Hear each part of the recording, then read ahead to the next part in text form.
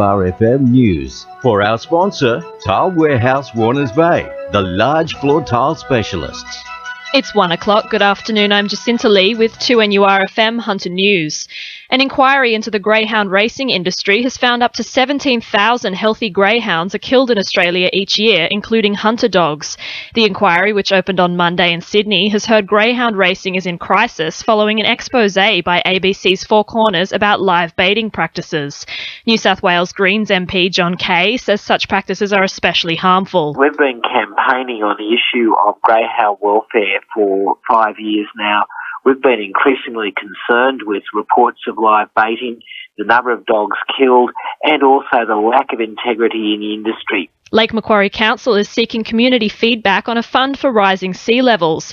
Council voted for public exhibition of a draft adaptation plan to help properties at Marks Point and Belmont South cope with flooding into the future. Manager for Sustainability, Dr Alice Howe, says residents are already feeling the effects. There are about 7,500 properties around the Lake Foreshore that are subject to flooding now, and that's likely to increase to around 9,800 properties in the future. So certainly flooding is a current risk, and it's likely to be exacerbated in the future. Hunter builder McDonald Jones Homes has been ranked the #1 detached home builder in New South Wales. The company placed 14th nationally according to the HIA Colorbond Steel Housing Report, which ranks Australia's 100 largest residential builders. HIA Executive Director Craig Genyon says the report highlights further growth in dwelling commencements for Australia. They've been able to slowly emerge as they've seen growth in certain hotspots around the state, and by just slowly building each year, they've continued to increase their starts each year. A summit in Sydney today is calling into question the use of shark nets along the Hunter coastline. Newcastle shark expert David Powter says new technology should be looked at, as 80% of animals caught in nets pose no threat to humans. He says the nets are environmentally damaging. They have that really high bycatch rate, and so they're killing organisms that are endangered. They're killing organisms that are essential parts of the ecosystems in the areas where they occur. So I think we need to look for an alternative that provides the safety benefits but doesn't have that killing effect.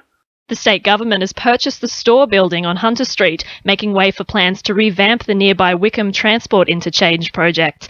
Former Newcastle Jets owner Con Constantine's company Almona accepted an offer from Urban Growth New South Wales for the 12,000 square metre site this morning.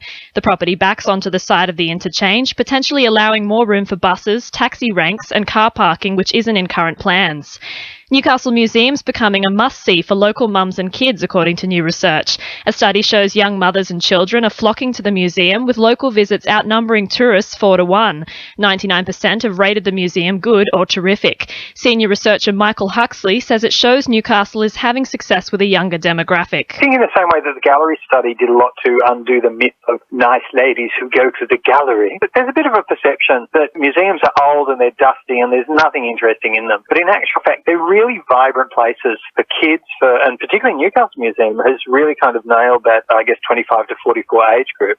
In finance, the All Ords is down 123 points at 50.21, and one Australian dollar is buying 69.60 US cents.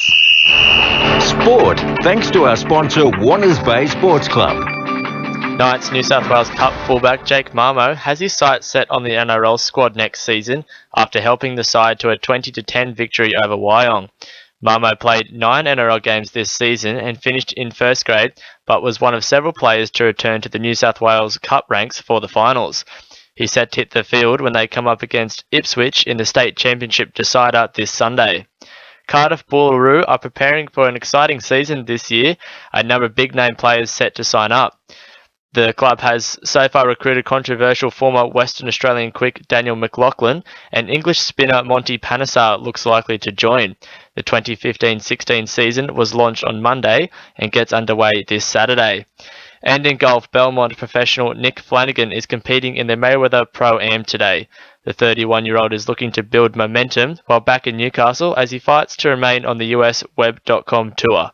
That's sport, I'm Reese Wicks. 2NURFM News Time is coming up to 1:05.